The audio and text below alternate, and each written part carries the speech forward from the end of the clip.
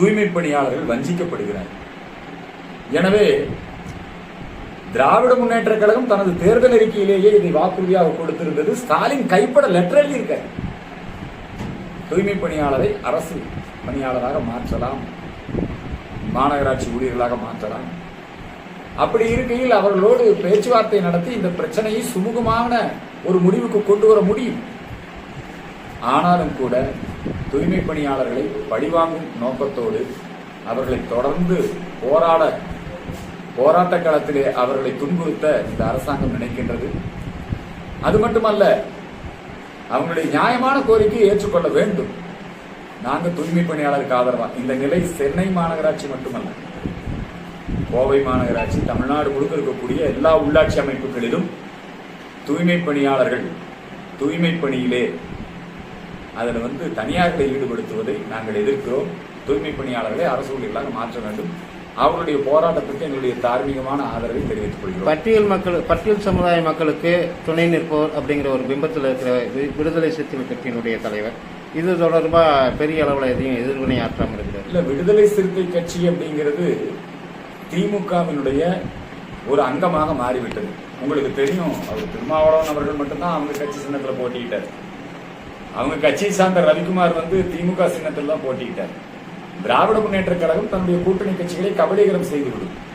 திருமாவளவன் எப்படி வேங்கை வயல் விஷயத்திலே மௌனம் காத்தாரோ, தமிழகத்திலே திராவிட மாடல் ஆட்சியிலே பட்டியலின மக்களுக்கு எதிராக நடக்கக்கூடிய கொடுமைகளை வாய்மூடி மௌனமாக வேடிக்கை பார்க்கக்கூடியவராகத்தான் இருக்கிறார். பட்டியலின மக்களுக்கு துரோகம் செய்கிறார்.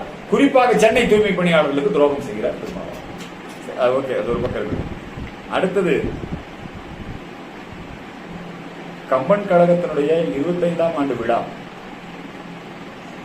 ஆழ்வார்கள் ஆய்வு மையம் நடத்தி வருகின்ற திமுக பிரமுகர் ஜெகத்ரட்சகன் அவர்கள், அவருக்கு வைரமுத்து அவர்களுக்கு கம்பன் விருது, அந்த விருது வழங்கும் நிகழ்ச்சியிலே பல பேருக்கு, பல தமிழறிஞர்கள் அவர்கள் எல்லாம் ஒன்று கூட்டி, ஆன்மீகவாதிகளை ஒன்று கூட்டி ஒரு மேடை அமைத்து வேண்டுமென்றே உள்நோக்கத்தோடு இப்ப ஸ்டாலின் ஆட்சியினுடைய தோல்விகள் அதிலிருந்தெல்லாம் மக்களை திசை திருப்புறதுக்காக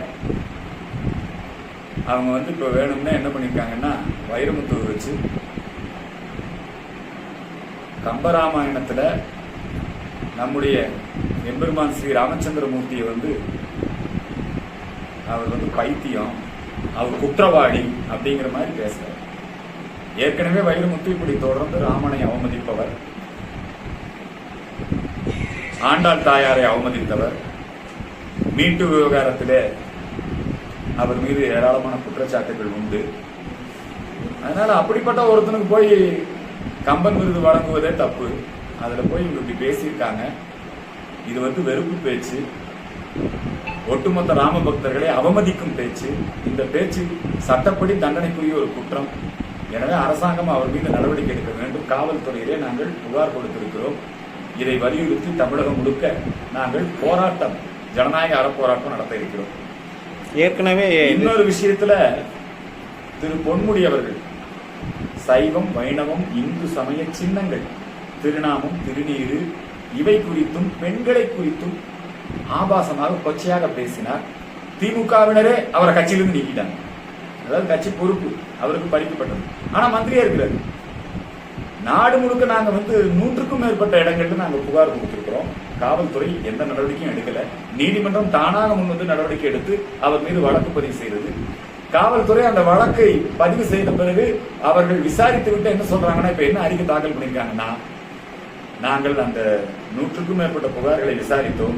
அதிலே பொன்முடி மீது குற்றம் சாட்டி விசாரிப்பதற்கு முகாந்திரம் இல்லை அப்படின்னு சொல்லி அந்த வழக்கை முடிச்சுக்கலாம் அப்படிங்கிற மாதிரி இவங்க நீதிமன்றத்தில் போய் பொன்முடியினுடைய ஏவல் துறையாக காவல்துறை மாறி இருக்கிறது. பொன்முடிக்கு சாதகமாக இன்றைக்கு மனு தாக்கல் செய்திருக்கிறார்கள்.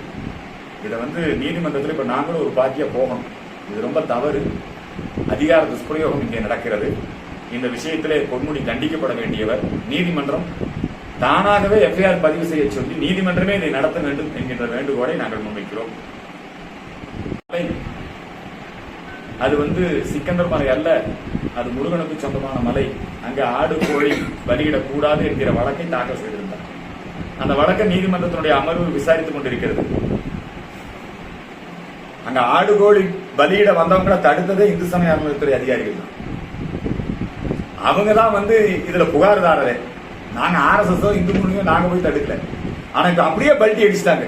கோர்ட்ல அந்த விசாரணையின் போது இவங்க என்ன சொல்றாங்கன்னா, இல்ல இல்ல அது சிக்கந்தர் மலை தான், சிக்கந்தர் மலைன்னு கூப்பிடுவாங்க, அங்க ஆடு கோழி பலியிடுவாங்க, அங்க 18ஆம் படி கருப்புராணி பலியிடுவாங்க இப்படின்னு சொல்லி இந்து சமய அறநிலையத்திலேயே ஒரு மிகப்பெரிய பல்ட்டி அடிச்சு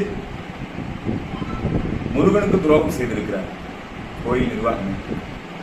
இது வந்து ரொம்ப இந்த திராவிட மாடல் ஆட்சி எப்படியெல்லாம் இந்துக்களுக்கு விரோதமாக செயல்படுகிறது என்பதற்கு இது உதாரணம்.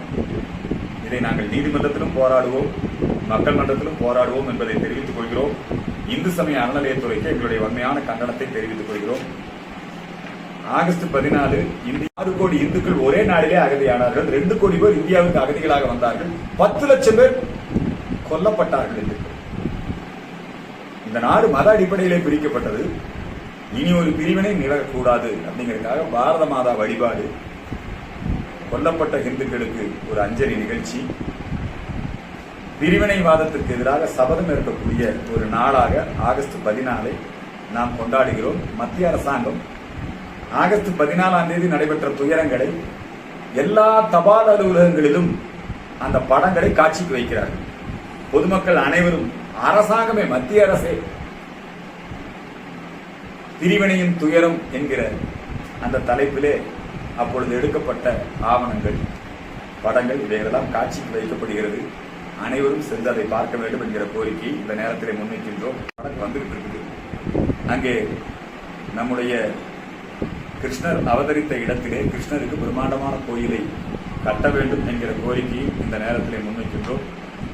திருப்பத்தூர்ல சேவியோ அரசு உதவி பெறுகின்ற ஒரு கிறிஸ்தவ பள்ளி, அந்த பள்ளியிலே படிக்கின்ற மாணவன் மர்மமான முறையிலே மரணம் அடைந்து அந்த பள்ளி வளாகத்திற்குள்ளே இருக்கக்கூடிய கிணற்றிலே இருந்து அவருடைய சடலம் கண்டெடுக்கப்பட்டிருக்கிறது. பெற்றோர்கள், அனைத்து கட்சி பிரமுகர்கள் எல்லோரும் சேர்ந்து பலியான அந்த மாணவனுக்கு நீதி வேண்டும், இதுல என்ன நடந்திருக்கு, இது கொலையா தற்கொலையா, என்ன காரணம், இதை பத்தி விசாரிக்கணும் அப்படின்னு மருத்துவமனையிலையும் போராட்டம் பண்ணாங்க. இந்த நிமிடம் வரை காவல்துறையோ மாவட்ட நிர்வாகமோ எந்த நடவடிக்கையும் எடுக்கல. இந்த கோரிக்கை குறித்து பெற்றோர்களோடு சேர்ந்து மனு கொடுக்க போன இந்து மக்கள் கட்சி பிஜேபி நிர்வாகிகளை கைது செய்திருக்கிறார்கள்.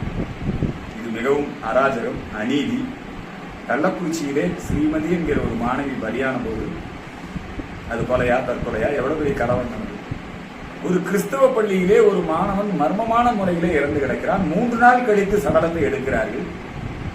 இதுவரை அந்த பெற்றோர்களுக்கு நீதி கிடைக்கவில்லை. அரசாங்கம் இந்த பெற்றோர்களையும் நீதி கேட்டு போனவர்களையும் கைது செய்திருக்கிறார்கள். அதற்கு எங்களுடைய வன்மையான கண்டனத்தை தெரிவித்து அந்த இடத்திலே நீதி வேண்டும் என்று பாதிக்கப்பட்ட அந்த பெற்றோர்களுடைய குடும்பத்திற்கு துணை நிற்போம்.